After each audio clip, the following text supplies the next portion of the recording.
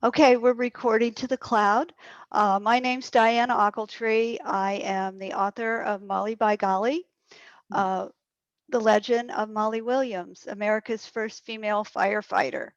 And I share an interest in Molly Williams with Bruce Nelson, who's with me today. Welcome. Thank you, thank you, thank you for having me. I appreciate it. And Bruce is an independent filmmaker. He's also curator of some really interesting exhibits for museums. And instead of me speaking anymore, I'd like for Bruce to tell us a little bit about your film background and how you ended up uh, doing what you do now. Okay. Well, I'm an actor by trade, trained an actor, trained Shakespearean, classical theater, and that kind of stuff, and worked a lot in theater. Made a living, actually made a living at it, which is tough to say. I started my professional career in Toronto, Canada. Moved up there, just packed up everything that I had, and got on a bus.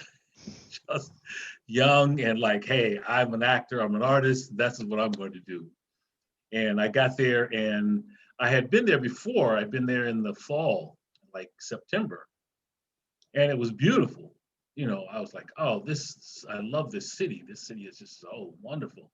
And so I decided I'd go back. I was on tour with a show, a musical review. And I met this guy, him and I became friends, and some other people from Germany and Italy, and we all kind of just kept talking after the show ended. And I told my buddy in Canada, I said, I'd like to come back to Toronto. I'd like to maybe live there. He goes, hey, if you still want to do it, you can come stay with my parents and me, and then you can see what happens. And so I packed up everything I had, and I left in December. Bad choice. Bad choice. Yes, we're sitting here, folks, in Arizona and Florida, respectively. So Yes. it's a thing. Yes, it is. So my buddy was like, he goes, don't buy any coats or clothing, until you get here. And I'm like, what are you talking about? I got coats here. So remember, I'd been in Toronto in the fall. I was there in September. With December was like, this is the winter. And so I got on the bus, I rode all the way up there, and I got off. And he lived in a little town right outside of Toronto, Oakville. And I thought, my face is going to fall off. It is so cold. I don't believe this. And he was like, dude, this coat you have, let me take you down here, get you a coat, because you're gonna freeze. So that was a rude awakening. And then I sort of worked it out, went into Toronto, got into the theater scene, and that's where I started my professional career as an actor. And so, how did you end up transitioning from in front of the camera, in, in front of an audience, to the behind the scenes of a filmmaker? Well, I was working as an actor. I moved to LA. I came back, after Toronto for a while, and was living in LA, working theater, mostly regional theater, some film, not a lot, not as much as I wanted, on TV as I wanted, but doing stuff. And then I came back here, Arizona. I was visiting, and there was some local guys producing their first feature film, the Ronalds brothers. And I sent in my submission and I auditioned, and they cast me in the role of Jeff. I think it was. He was one of the. He plays one of the bad guys, kind of. They're all vampires, but it's a comedy. And so they had a lot of success filmmaking. These guys, they were really nice guys, and so they decided to give back to the community and produce some short films. And so I was right there, and I had written this. It was a poem, I thought, but it really was a short story. I was at a workshop in LA, and so I thought, well, it'd be interesting to turn that into a short film. So I wrote a screenplay, short one, and I submitted, and they go, hey, we like it, we'll produce it. And you direct it. So I had never directed film, but I had directed theater and stuff. So we finished that, and we had a really good success with it. We got into about 12, 15 festivals, got a little bit of distribution deal. And I thought, wow, this, I can do this thing on the other side. And so then with that in mind, my community here in Mesa is starting to dwindle. It's a segregated community, and I wanted to remember those folks. And so I thought I should do a documentary about my community. So Absolutely. I wrote a little grant, got a little money, called a friend of mine. I said, look, she's a producer. I said, look, this is the money I have. We need to make this film. And this was right at the time when we were switching from film to digital, and digital is becoming, pretty good. And they hadn't done HD yet. That was still bordering when we were doing this. So it was like, okay, do I spend the money to get this super duper HD camera, or do we just shoot with standard and get this film made? It's like, you know what, let's just get it made, because we don't know what's going to happen. And we shot for one day. We started at 6 a.m. and we finished at 6 p.m. And That's amazing, may I say. I was like, oh my goodness. And so I thought, well, if I can get, a 10-minute documentary out of this, I'll be happy. So we had people come down, we talked about the neighborhood, what was going on, did some more research.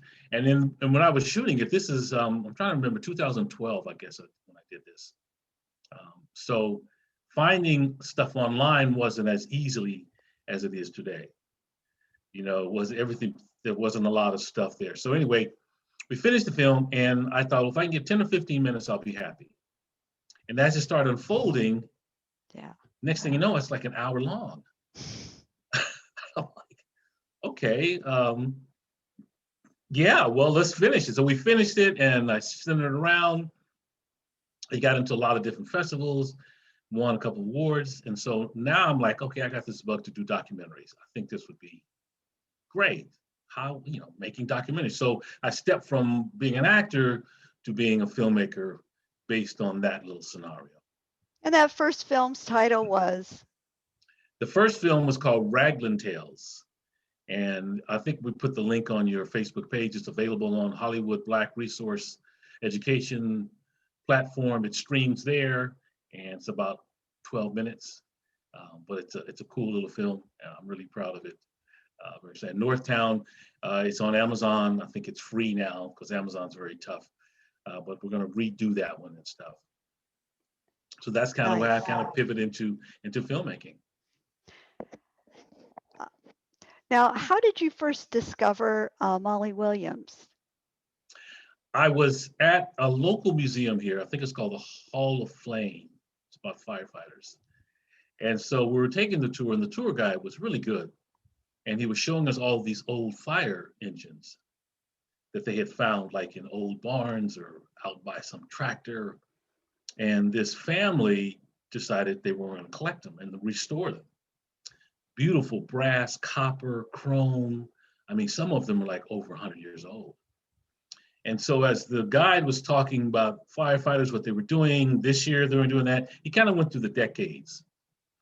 And so we went around, and he was showing, here's what the firefighters would do. There was a lot of white firefighters. I didn't think anything about it. And so then toward the end of it, I said, were there any African-American firefighters during that time? And they go, we don't have a lot of information about that.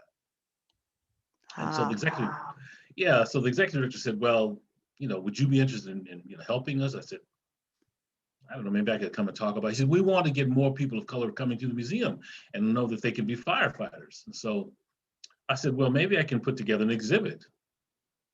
And so I thought I would start with African-American firefighters here in Arizona. I thought, okay. And then I knew one guy from my neighborhood who was a firefighter, and who actually turned out to be the first African-American captain on the firefighter team here in Mesa. So I started doing the research, just looking at Arizona and looking at books and reading stuff. I'm old school, I went to the books first.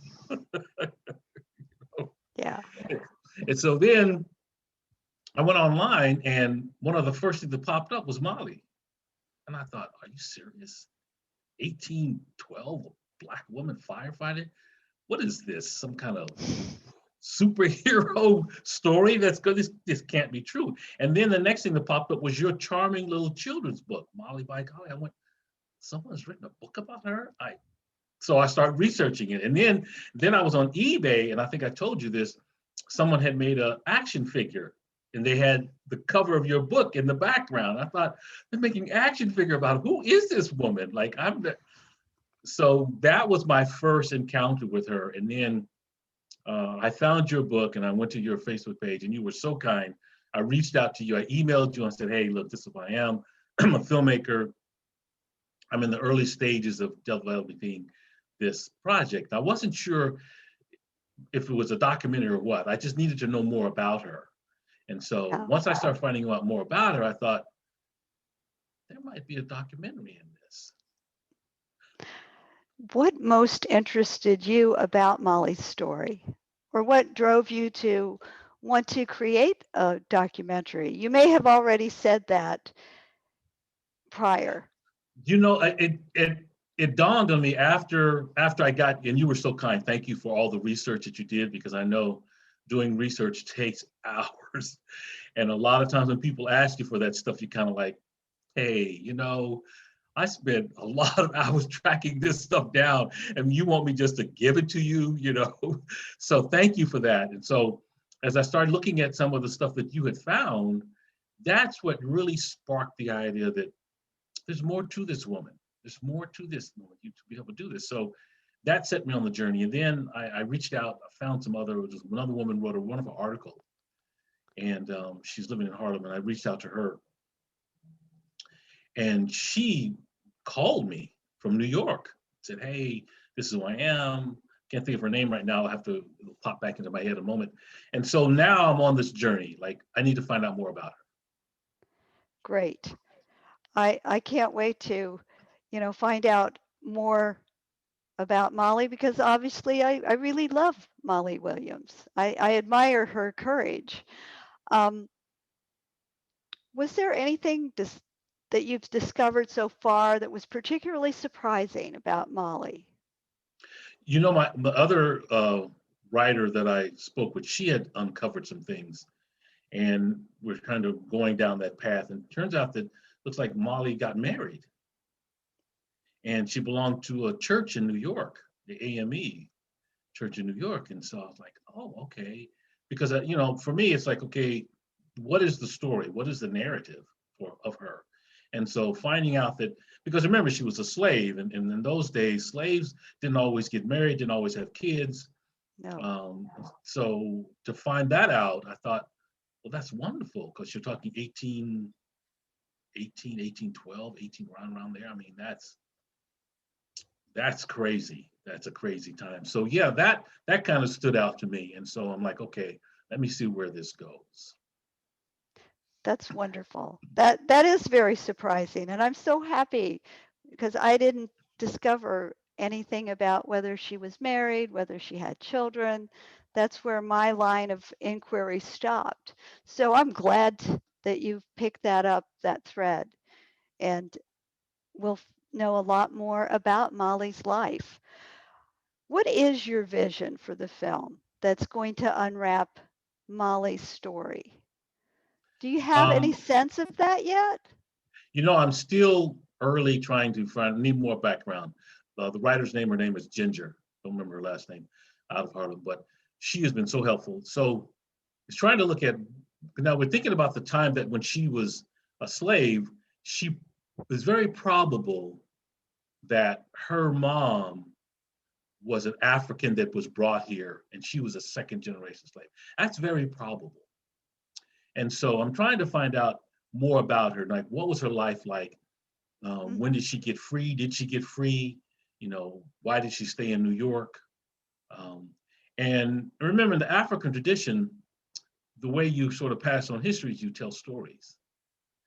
And so I wonder if she had kids or someone talked about her, and I can just imagine, because my mother and my grandmother was that way. My mom was 97 when she passed, and she would tell stories, and my grandmother would tell stories, kind of passing history. So I kind of in my head was thinking, well, am I going to do reenactment about her? I'm not sure where the story goes until I find out. But I can just imagine someone trying to tell this story. Here is Molly Williams. It is in the dead of the winter, and there's a fire going on, and the firefighters are all sick, and someone needs to put out this fire. Molly dragged herself out in her slave clothes, grabbed that fire truck, pulled it down, and pumping it, which was a two-man pump, pumped it by herself, probably calling on her ancestors and slaves saying, give me the strength that I need to do this, pumped it out. put that fire out, go back to the fire truck there, back to them, feed those guys, nurture those guys back to health. And now we have an American heroine, Molly Williams. Dun, dun, dun.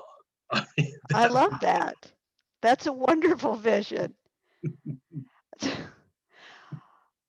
I think that the next question really, I think you do feel a personal connection with Molly Williams. If you feel that that's a true statement, could you elaborate on that? Do you feel a personal connection with her, even though she's a absolutely, historic figure? absolutely, because she's a strong African American woman, and I come from that. My grandmother, my mother, my aunts, my sister, I have a ton of Yeah, nieces. They're very strong. So I definitely capture that essence of her, and I say, I'd like to tell the story. And we're living in a very interesting time. Think about it. This is the first time in history we have an African American woman who is the vice president. absolutely. What a time to live in. And so this book of yours really needs to be out there. Young women, black or white, Latino or Asian, whatever. This is an inspiring story. So, you know what? Guess what? This is where someone came from. This is where you can go. You can do this. And to have the first African American first lady who ascended from slaves as well. So, yeah, there's definitely a connection there. And I hope people will get your book out and have a good time with it. And one thing I discovered, which was really great, there was a school teacher, I found it on YouTube, that had taught their music class a song about Molly. And I just was like, I would love to take that. That would be these kids singing this, he's what, 5, 6 years old, 8 years old. Yes. So absolutely, there's definitely a connection of strong Black women that are doing amazing deeds with power, passion, and purpose. You know, I know this is your interview, but actually we share the same sort of personal connection with Molly because I also come from a family of they came over from Pennsylvania to Ohio. They're from a mining town. And so everybody in my family, all the women were very, very strong, hard workers, good hearts. So I think I was tethered a little bit by Molly's story because of that. Mhm. Yeah, I think so. It's a universal struggle of overcoming, obstacles. She just happens to be a Black woman. Yes. So this kind of leads in. Who do you feel will be the audience for your film when it's eventually made, the film about Molly Williams? I think it's a broad spectrum of folks, and I really hope that I get to the place where I'm in production, still in research and development. I would love for every firefighter in America to take a look at this film. Every Oh, somebody that does service, anyone that does service, community service, civil servant, you need to see this film. And she should be up in every fire station across America as someone to remember for the obstacles she's overcame. So absolutely, I think there's a broad audience for it. Children as alike as adults. So yeah, I think there's a good spectrum of possibilities for the film. thank you. Um, do you see any other potential formats or platforms for Molly's story to be shared widely? Well, I'd love to see some kind of exhibit, and then just going further, just African American women or Black women firefighters. I know there's an association out there. I've been checking it, but that would be great to have an exhibit that just went around the country saying female firefighters. Then you would include all female firefighters because even today you don't have a lot of them. Just recently I was downtown in my little hometown at a coffee shop, and I was sitting out there with a friend of mine. She curates exhibits and stuff, and we were talking about it. And some firefighters showed up, and I think they were doing a tour of the building. And as they were going in the building, there were about 25 of them. There wasn't one woman. Hmm. And the both of us looked at each other and went, and at the same time, we was like, well, that's odd. we're like, oh, 25 of, and they just marched in and not one woman. And so, yeah, I think an exhibit would be wonderful. Well, that kind of leads me into I would like to hear a little bit more, if you would, about your work with creating and curating exhibits for museums, and whether they're in conjunction with a film that you're doing or not. What's that process like? It started, I started it with at the Mesa Historical Museum. I thought it would be interesting. They were wanting to do something to celebrate Black history.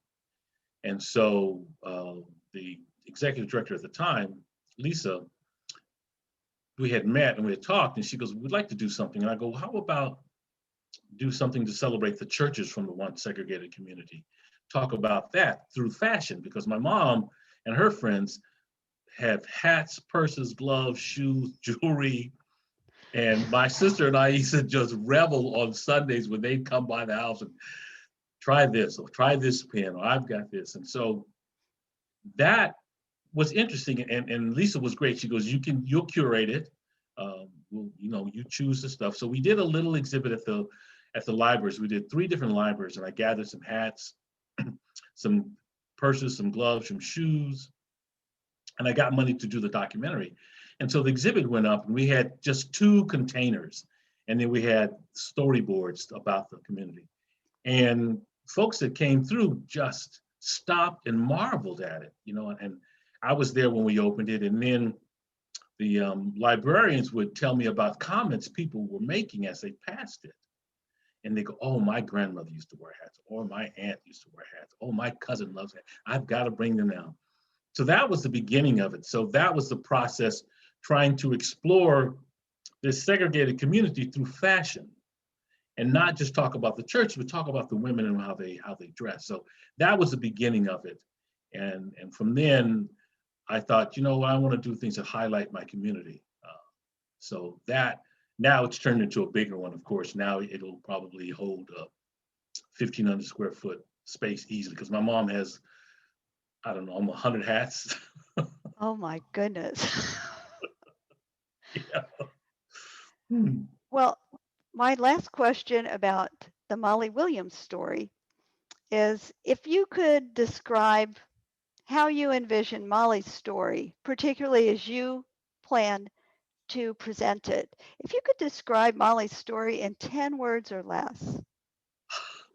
It's too early to say that, because I have not done enough research. Passion, power, commitment, integrity, no nonsense.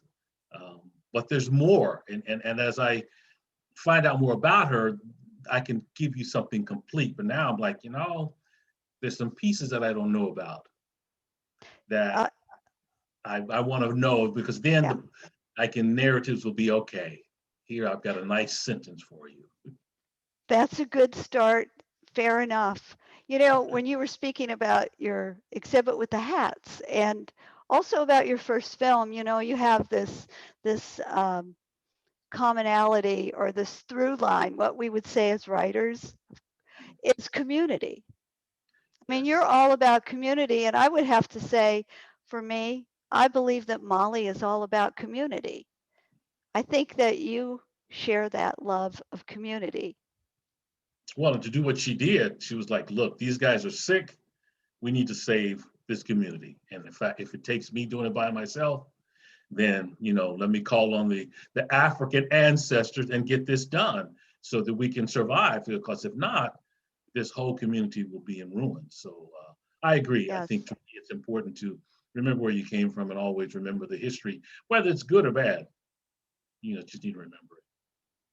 it's good to remember. Was there anything else I forgot to ask you that you would like to talk about? Hey, this is great. My next exhibit, the Veterans Exhibit, which is I'm working on a documentary, and it's on my website. Please go there and donate. I need more money to kind of finish that. And that one is about the community. It's all the veterans at one point lived in my neighborhood, and we found over about 50 different guys. And it's just unbelievable. Some great stories, some heroes that you don't hear a lot about. So I would, hopefully, people, if they have an opportunity, it's nebproductions.com. You can go to the current project and give me a few bucks so we can finish that. We have put together the first assembly of the documentary, and we see where the holes are. The exhibit did really well. It was at the library. It was there twice, and people walked through it. And one of the best moments of that museum exhibit was there were kids from my neighborhood that had come to the library. And I remember the librarian told me this. And they were walking the kids through the library and showing them this is how you use the library. They're like 7, 8, 9 years old. So this is where you go and you get this book and stuff. And as they were passing the exhibit, the kids saw it. And one of the signs that said, Veterans of Washington Escobedo. And the kids looked at it, he goes, well, that's where we live. We live in that neighborhood. And she said, yes. She goes, well, these are veterans, these folks. And the kids just lit up, and then they all start coming around looking at the posters. They go, that's where that guy used to live in our neighborhood. I know that street. That was just like, okay, I'm on the right track. Yeah, that's so great. And you got to see it. That's great. Well, thank you, Bruce, for your time. I know it's a busy life being a filmmaker. Yeah, it's insane. We'll see what happens. Okay, thank you. Okay. All You're right. gonna stop recording? Yep. Beautiful.